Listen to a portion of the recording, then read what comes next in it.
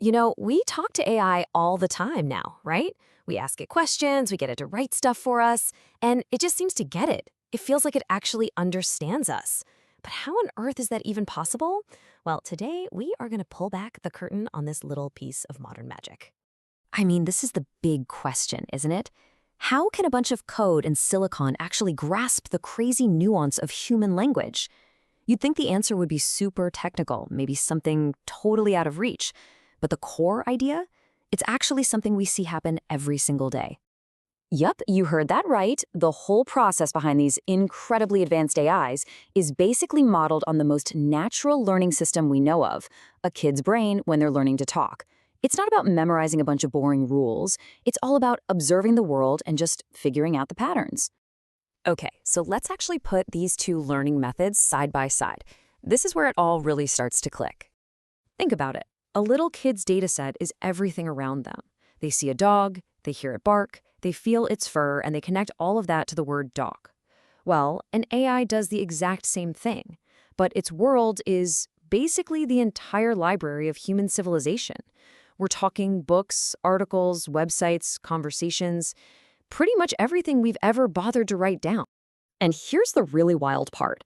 Neither the kid nor the AI is sitting there studying a grammar textbook. Nope. They are both just incredible observers, soaking up billions of examples to figure out which words just sound right together. They're both building their own internal neural network, and it's all based on spotting patterns. So, if the AI isn't learning grammar, what are the actual building blocks it's using inside that digital brain? Well, instead of words, AI thinks in something called tokens. A token might be a whole word, like apple, or it could just be a piece of one, like the ing in running. The AI chops up all of human language into these simple little pieces.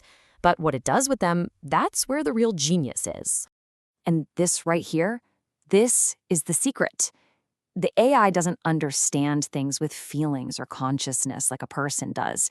Its understanding is actually a superpower of prediction, and it's all built on the cold, hard logic of mathematical probability. Honestly, the best way to think about this is like a giant game of what word comes next. Based on everything it's ever read, the AI is constantly calculating the most probable next word in any sentence. It's basically the most ridiculously powerful autocomplete you've ever seen. Okay, let's make this real. We're going to play a quick round of this prediction game right now, just to see how it works in practice. All right, imagine we give the AI just one single character. In this case, it's the Chinese character bei, which can mean north. With just that, what comes next? The possibilities are absolutely huge.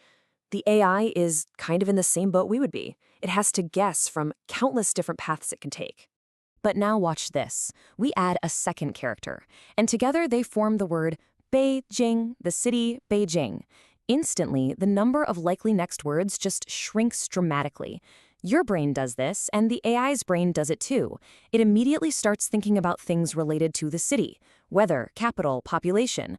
The context narrows the probability way, way down. And this is just a glimpse of the complexity happening under the hood. The AI isn't just looking at the word Beijing. It's also analyzing hundreds of related ideas or attributes. That it's a city, that it's in China, that it's a noun. It's crunching millions of these connections at once to make its next prediction, which is exactly why it needs so much computing power. So let's add one final character, da, which means big or great. So we have Beijing da. What's the most likely next word? For the AI, which has read trillions of words, the highest probability, by a long shot, is the character for school, which forms Peking University. And why? Simple. Because in its gigantic database, that exact phrase shows up millions of times more often than any other possible combination. It's all just a numbers game. So you see, the process is basically the same. Use context to predict what comes next. But the difference between us and them is all about scale. And trust me, the scale is just mind-blowing. Just think about this for a second. A human gets one lifetime to learn stuff. The AI, it's basically read the entire written history of humankind. We might speak, a few languages if we're lucky? The AI speaks almost all of them. And the speed? It processes information and calculates these probabilities millions of times faster than our poor biological brains ever could. So, yeah, the basic method is one we can all relate to. It's just like how we learn to talk. But the sheer scale of the AI's data and its incredible speed, that's what puts its power on a completely different level. And all of this, it kind of leads us to a pretty profound final question. What does it really mean to understand anything at all? I mean, think about it. If a machine can get this good at language just by playing a super advanced game of probability, it kind of forces us to look in the mirror. Is our own consciousness, our own feeling of understanding, just a much, much more complex biological version of that exact same game? Now, that is a question we're going to be wrestling with for a very long time. Thanks for listening.